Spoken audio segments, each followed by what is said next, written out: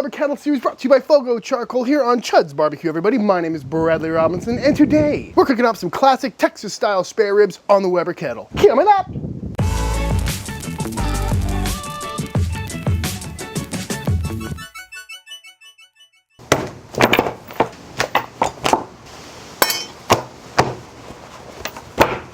These are some spare ribs.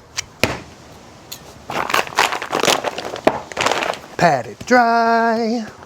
So this is the full spare rib, not to be confused with the St. Louis cut or the baby back ribs. Because much like us, pigs have a rib cage that comes from their spine all the way around to the front to protect all our organs and whatnot. And when getting butchered, they get sliced right about here, giving us your baby back ribs, which is the backside of your pork loin, and then your belly ribs, which is the bony backside of the pork belly. So that's the main difference between baby backs and spare ribs. It's belly meat versus loin meat. Then there's also the St. Louis cut, which is a full spare that's just been trimmed up, chine bone removed, flap meat removed, squared up all nice, and all that knuckle meat on top is gone. St. Louis cut ribs are great for the backyard cook because they're already trimmed up, so there's nothing you really have to do to them except for throw some seasoning on and throw them on the pit. But because of all that butchery that someone else did, St. Louis cut are often a lot more expensive than this full spare, which is what we cook here in Texas. So to trim this up, much like a St. Louis rib, we're going to take off this chine bone right here. And if you look, it's bone and cartilage, and if you go right between, you can just zip this whole thing right off. I like to use a good chef's knife for this, something with a little bit more weight than a boning knife to really cut through that cartilage right there. Really easy to get through, but a bigger knife helps out. So this cut is a big old bone, not gonna make a great rib, and the bone's running this way. This is all a big piece of bone. So if you were to leave this on, you wouldn't be able to cut through it. And you'd have to remove this at the end anyway if you ever wanted to cut these ribs apart. So, gotta take this off. This makes for a great little pitmaster snack if you throw it on. Not something I would serve to anyone at a restaurant, but in the backyard, a lot of meat on there. You can also take all this meat off, use it for sausage, save that bone for stock.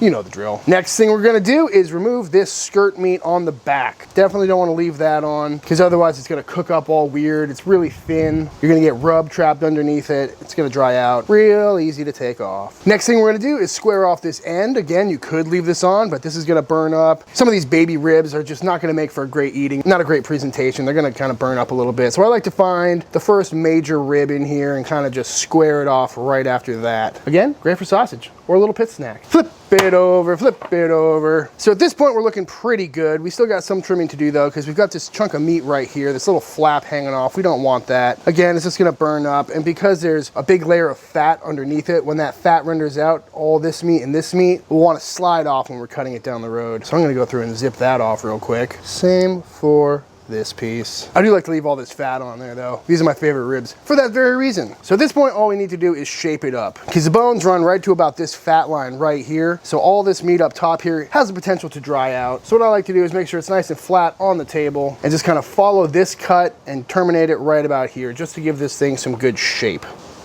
Round off that tip, and there we have it, a beautiful looking trimmed up rack of spare ribs. Yet again, if this was going to be St. Louis cut, that cut would be right at the top of the bone, which is somewhere in this region. So that's why your St. Louis cuts are nicely squared off, because it's just this section. But with these, we get all this meat up here, nice fatty meat on there. You got the rest of this little collagen section in there, which is some of the best meat on the whole rib. So that's why we like to do a whole spare rib. It's the cheapest rib available, does not take much trimming, and you end up with much bigger ribs. Looking real nice. And always look for ones with the best striations of fat in there. You know the drill. Let's get these seasoned up. For our rub today, we're gonna keep it simple, like most things in Texas barbecue, with some good old-fashioned kosher salt and some 16 mesh black pepper. But much like pork belly, spare ribs really lend themselves to a whole bunch of different flavor profiles really well. You could go really savory, really sweet, really saucy. The world is yours. So any store-bought rub will work really well on spare ribs, and they're really fun to experiment getting different flavor profiles. But today we're going just salt and pepper, which is really all you need for some great flavor and some great color on your ribs. And then we're gonna add some more flavor with spritzes and sauces down the road. So,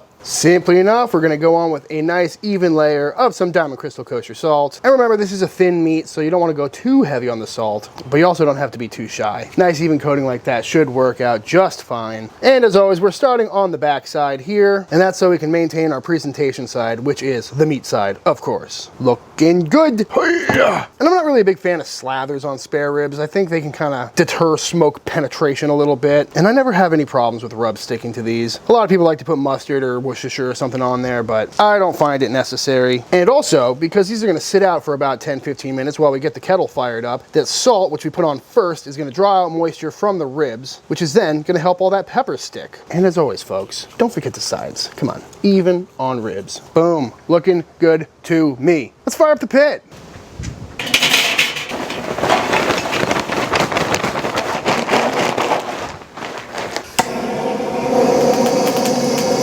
With our classic setup today for low and slow. So we got some of the black bag FOGO premium lump charcoal in our slow and sear here. And I'm just gonna light it on one end so it kind of burns like a snake all the way throughout this cook, which should give us about 4 or 5 hours of low and slow heat around 300 degrees, which is exactly what we want for cooking a rack of spare ribs. I'm also going on with some pecan wood. I really like pecan for pork, especially ribs. Adds some wonderful flavor. Just a couple of chunks here and there, so as it burns this way, these will ignite periodically, giving us some wonderful smoke, hands-free. Go ahead and fill up that little water reservoir while we're at it. And on we go with our beautiful spare ribs that the rub is not coming off of. I'm gonna go bone side, bottom of the bone side, towards the fire for this cook. It's gonna help that meat kind of pull back from the bones a little bit. It's also much fattier on this side than it is on that top knuckle side. Bottom vents are wide open, as they always are. Lid goes on. Gonna keep this wide open until we dial in our temps. Like I mentioned, 275 to 300 degrees for this cook on this thermometer here. And we will check back in a little bit. It's been about 10-15 minutes and we are not even above 200 degrees yet. So that means my fire is not quite caught. Nice and smoky though. Love me a handy dandy little leaf blower, folks. That ought to do. As I mentioned, there's a whole world of opportunities when it comes to adding extra flavor to your ribs. And one thing I really like to do is add a sugary sweet spritz towards the end of the cook to add that really nice sheen, a nice glaze, and of course, some wonderful sweetness. And generally what I'll do is I'll grab a little squirt bottle like this, fill it up with some apple cider vinegar, and then pour in a syrup of some sort. Typically maple syrup or honey, but today we're gonna go with a brown sugar simple syrup. So, into this little pot here, I'm gonna go in with some apple cider vinegar, 1 cup. We're just gonna let that come up to a simmer. Beautiful. Once there, we're gonna go in with the exact same amount, volumetrically, of some brown sugar. We're just gonna whisk that until it is completely dissolved and we've got ourselves a super basic, simple syrup. But to add a little extra flavor, I've also got a couple of crushed cloves of some garlic in here, and we'll throw in a bay leaf as well, why not? If I had some thyme or rosemary or herbs or something, that would work as well. So I'm gonna cook this on low for another couple of minutes until everything is fully dissolved and all that flavor has been released, and then I'm gonna pop it into the fridge to cool down so we can finish our spritz a little later on in the cook. We're about 2.5 hours into this cook. It started to creep a little bit above 300, so I shut these vents down a little bit. It's been sitting at 250 for the last 20-30 minutes or so, which is where I've been trying to aim this whole time, between 250 and 300. Let's see how they're looking. Ooh, starting to get some lovely color on there. A little crispy around the edges. Not loving that so much. Looking a little on the dark side. I usually like a nice red rib, not so much a dark rib, but that's all right. It is the nature of the Weber kettle. You can see the corners where the hot spots are, is where this thing is getting toasted. But I've already done this once, but I've got a little squirty squirt here of just some apple cider vinegar. This is just apple cider vinegar. We're gonna add the brown sugar towards the end, but just trying to keep these edges a little bit spritzed so nothing cooks too quickly or burns up too much. But it's also at this stage that I'm gonna flip these over. And that's because we wanna get some color on the underside of these ribs as well. You can see how it's much paler on this side. So this will help get smoke penetration on both sides, as well as crisp up this membrane, because I did in fact leave the membrane on, which is something I usually do when cooking ribs. There's a lot of fat under this membrane. You can see a pocket of it right here that I want to keep in there. Once it renders down, the membrane will hold all that fat in and it'll help kind of cook the ribs from the inside and make sure everything is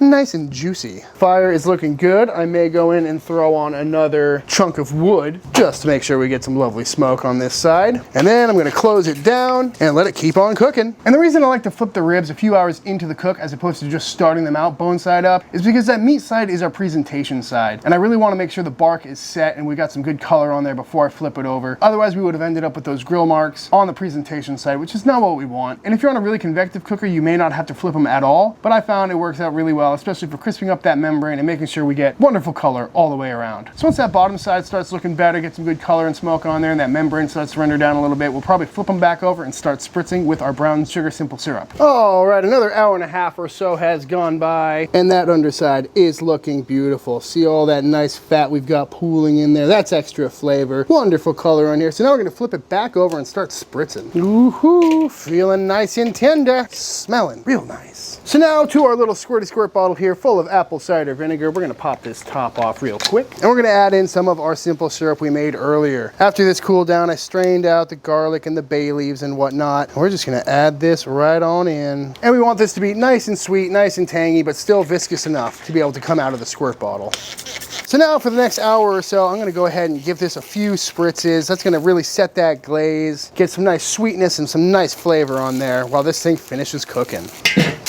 Ribs are coming off the old Weber kettle. Again, looking much darker than I'm used to. Must be a kettle thing, but flavor's still gonna be there. So now I'm gonna sauce them up with some Gabrick candy jalapeno. Because what doesn't sound good about that on some ribs? So on we go. Oh, that looks lovely. Little bit of sweet, little bit of heat. Perfect for ribs. Just a nice lovely glaze on there. Lovely color, still very dark. Might be the pecan, might be the lack of airflow. Either way, we're gonna flip these over and we're gonna hit the backside as well. Rub that down all nice, and then we're gonna wrap this up. But before I do, first of all, we're gonna keep it bone side up. That way, any more juices that come pouring out of this thing will accumulate onto the meat, giving it even more tenderization. And usually I'll go in with some butter at this point, just for some extra fat and flavor. But the folks at South Chicago Packing Company just came out with this stuff. Iberico pork fat. Yeah, we're gonna give that a try. If you're gonna tallow your brisket, you might as well lard your ribs. That is not a pleasant sentence, but I stand by it. Oops, looking good to me. These ribs are about 175 degrees internal right now, which is usually where I wrap them up on an offset cooker. Back on the Weber these go until we get nice and tender and they feel really good inside, and probably an internal temp of around 200, 205 degrees. It was about a 6-hour cook on these spare ribs, which is to be expected, pretty typical for spare ribs. It was about 3 hours bone side down to set the bark, 1 hour bone side up to cook the underside, another hour bone side down to set the glaze, and then sauced and wrapped for another hour to finish. And at this point, they have come up to an internal temp of about 200 degrees, but more importantly, they are just feeling nice and floppy, nice and spongy in a good way. That means we know they're tender, that sauce has had a chance to cook on, and I know it's a lot of work to flip a rack of ribs 3 times in 6 hours, so I apologize for the laborious cook. But that being said, I'm gonna let these rest for about 30 minutes or so till they come down to an internal temp around 150, and then we'll slice on in. Oh, that smells heavenly. Oops. And there we have it, folks. A beautiful, nice, tender, barky rack of ribs off the Weber kettle. I think it's time to slice in. So when slicing ribs, I usually take it from behind. So to slice ribs, especially if you're a beginner, I recommend going from the bone side. You could try and aim between the bones, but you're likely going to mess it up. And at this point, we're not gonna mess this bark up any by flipping it onto the table. Just aim between the bones. The bones do have a natural curve to them, something to notice. Like this bone is pretty straight. This one I can see is jetting in this direction. But look at that, folks. Beautiful, meaty rib. Nice and tender, nice and juicy. Got a lovely smoke ring on there. Wonderful crust. Yep, looking juicy. And that is what a beautiful sliced rack of ribs looks like. Go for the center cut guy right here. I mean, what's not to like about that, folks? That's what you're looking for. Perfect bite through consistency. Doesn't pull off the bones, but it goes clean to it. That's really nice. That sauce, very tasty. Another bite reveals a perfectly cooked rib. Look at that. Love to see it. And with the slightest tug, clean bone. Boop. Come on. It's a good rib. Very nice sweetness to it from that spritz, as well as the sweetness from that sauce. Wonderful smoke flavor on there. Nice and juicy, nice and tender. As you saw in that last bite, that membrane did not get in the way at all. I mean, what's not to like about that? And like I say in most of these Weber Kettle videos, if you're new to barbecue, this is a great place to start, you know? Everything I did in this cook was incredibly basic and simple, but the result is amazing. I think it's time for the official taste test. Get one of these deboned chunks, shall we? You gotta work for it. Come on. There you go. All right, y'all, and that is it. That is how to make an absolutely fantastic rack of pork spare ribs on the Weber Kettle, Texas style. I highly recommend giving this technique a try if you haven't before. It's real easy to do. But that being said, if you enjoyed this video, let me know by hitting that subscribe button. and let YouTube know by dropping a like on this video. Leave a comment down below letting me know what you want to see me cook next. If you give this recipe a try for yourself, be sure to tag me on Instagram at Chuds BBQ. I love to see what y'all are cooking. Big shout out to FOGO Charcoal. Thank you for sponsoring the Weber Kettle series here on Chuds BBQ. And until the next time I see you, please go cook something outside. Peace!